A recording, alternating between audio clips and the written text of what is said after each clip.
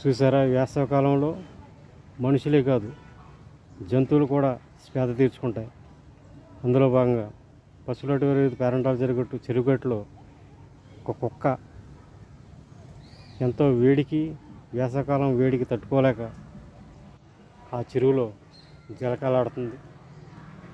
చూడండి.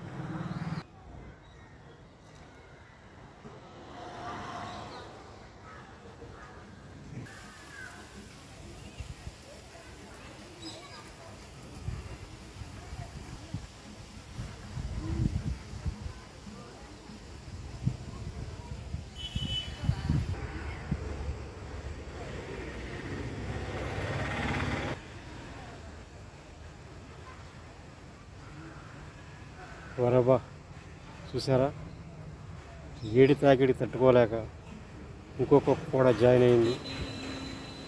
ఈ చెరువులో చల్లటి నీళ్ళు దిగి నీరు తాగుతుంది.